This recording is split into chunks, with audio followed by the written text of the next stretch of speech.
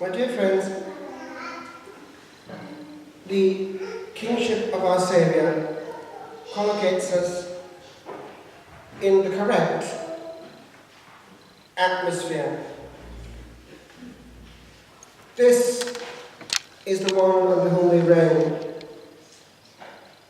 It is authority and power, order in the universe. The one who dreamt us into being as Alpha, and the one who will judge us and correct us at the end of time as Omega.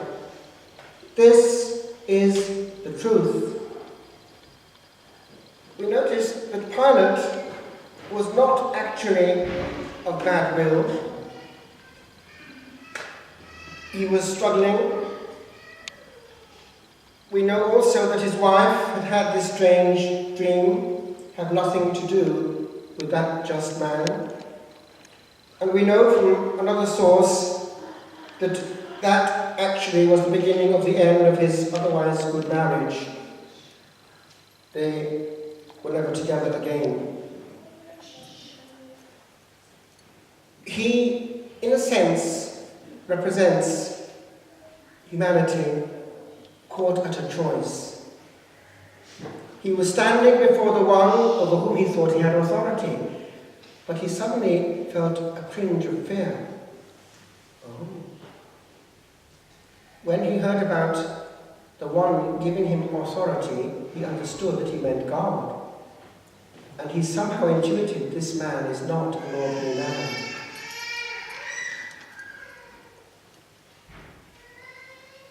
Right now, we are in a weekend which has, bit by bit, taken on a proportion which is unusually strong, particularly when compared with, for instance, Christmas, where everything is officially celebrated except the Saviour. Here, over this weekend, by now a bank holiday, it is explicitly the other side. And it favours greatly the operation of the satellites of that other side to honour its accoutrements, the dark, the haggard, the aggressive, the macabre, the lugubrious, the violent, indeed bad company forever. It's quite surprising, actually, because if you dare in a classroom to invite little children to be aware that, as in the case of school, if one misbehaves, one has punishment, so too, if one goes through life and misbehaves big time, one has punishment. One is no longer allowed to talk about the risk of spending time in that very place which right now is being honoured, the abode of the other side, which was not meant for anything else but the demons. It started to be when they fell. You know that Satan, Lucifer, at his first rebellion, thought he'd get away with it. Rather like Hitler in our time. Didn't think that there would be anything like hell. But the Brits meant business, and of course you can't fiddle around with the King of Kings and get away with it. To do so would be make him a sugary god, which is precisely what we've got in our time. So innocent that you can't do a thing. Indeed, we decide what is right and wrong. Well, with regard to this, I want you to be aware that the dark side is a whole field of operation in which not a few priests are engaged full time. I want to share with you a few thoughts from the great exorcist Gabriel Amort. We're handling personal energies, starts to encounter them, one has a certain authority over them by finding their name. Demons are very reluctant to speak. The ritual admonishes the exorcist not to ask questions out of curiosity, but to ask only what is useful for liberation. The first thing is the name. For the demon, who is so reluctant to reveal himself,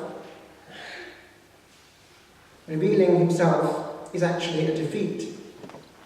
Notice that he doesn't like to be recognized for what he is, and so he reluctantly will admit his name,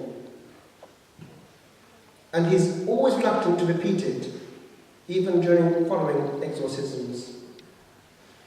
Then we command the evil one to tell how many demons are present in a particular body. There can be many or few, but there is always one chief, and he's always the first to be named. When the demon has a biblical name, or one given in tradition, Satan, Beelzebub, Lucifer, Zebulun, Meridian, Asmodeus, we are dealing with heavyweights, tougher to defeat.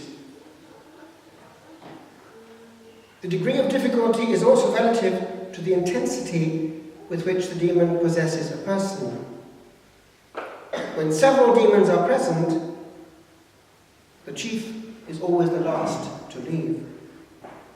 This here doesn't actually go into the question of human demons, but they're there as well, sometimes.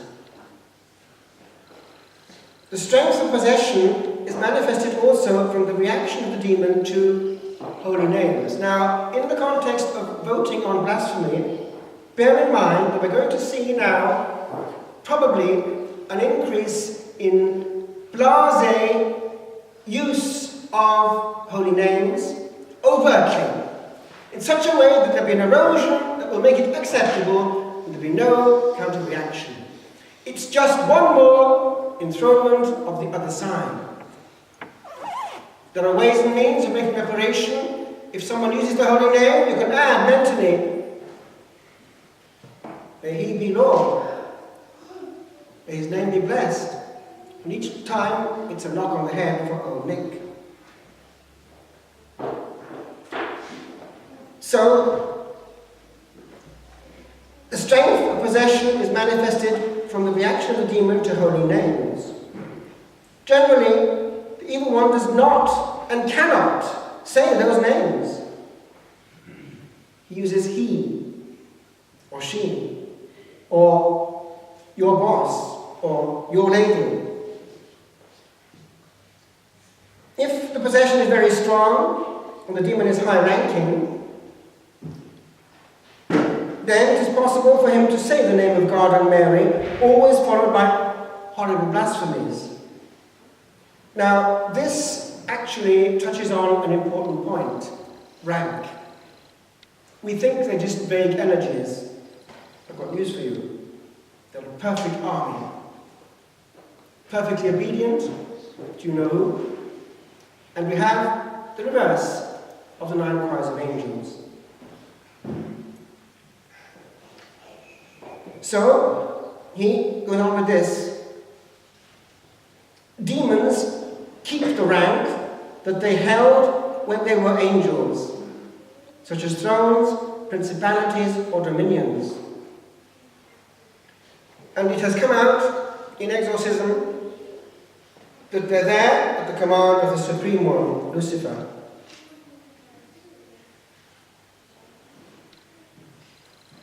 This is not good company for children or for anyone else. To enjoy creating ugliness and bits of the other side is not the best way to celebrate a feast. Therefore, when we multiply that by a whole culture, we can see probably what's going on. Already, in Celtic times, at this time of year, the frontier between the two worlds was thought to be at its thinnest. Something of that seems to be around, and the demons are very free in these days. There will be a vast amount of sins of the flesh. There will be quite a lot of directly satanic activity, which involves always, if possible, the Blessed Sacrament. There will be human sacrifice, because in the orgies, children come out of nowhere and are never registered and can be then sacrificed in the most directly satanic manner possible. If you don't believe me, look at the testimonies of those who have been there. Glenn Hobbs, born into satanic caste, being groomed to be a high priest. His little wife, child, was sacrificed on this night. Or Fiona Barnett, who was involved with VIPs, I think in Australia, and gives all the details of what happened. You can't imagine. This then is what we're indirectly honouring. And it would seem that the more of these satanic rites take place, the more freedom the demon has. I know on the grapevine that even the interior of the Vatican is not excluded when it regards this element of infiltration. There have been satanic rites right there. Do you know also that to have a full satanic rite, one has to have what? A priest. And do you know that when a priest leaves the Catholic priesthood, he is discreetly but really approached quite often by the other side, who want his priesthood. It's a great victory for old Nick when he gets a foreign priest into his army.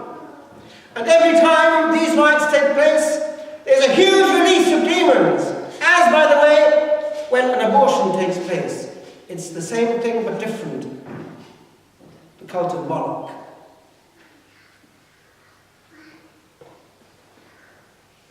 And so, we will see a pattern emerging. An unusual number of suicides, of accidents, of violence, of death, which is the language of the other side. Do you know that just this week, a young man of 19 in our village took his parents' car along with two friends to have fun, went on a joyride and managed to topple it. But he was too scared or nervous to go home and say so. So he took out a rope and hanged himself. Do you think that was just a passing emotion? Or was there something else pushing and pushed in the air? I have a lot to do with travelling people, and I'm all the time hearing about young men, usually, but some young women at that age who are doing just that. Pushed at the moment of weakness, so as to end it all and mess up life and possibly eternity. Where do I land? I was ordained on Halloween in the cathedral in Siena, in a church where when you were lying on the ground you could feel the power of, and all the saints, including Catherine and Bernardino, hovering over your head in the ancient medieval cathedral. Ora pro nobis, ora pro nobis. And at the moment of ordination, something happened, which I've shared before, but I share again for those who haven't heard it. I wasn't expecting anything except the grace. But no! At the very instant in which my soul was singed, something happened. I felt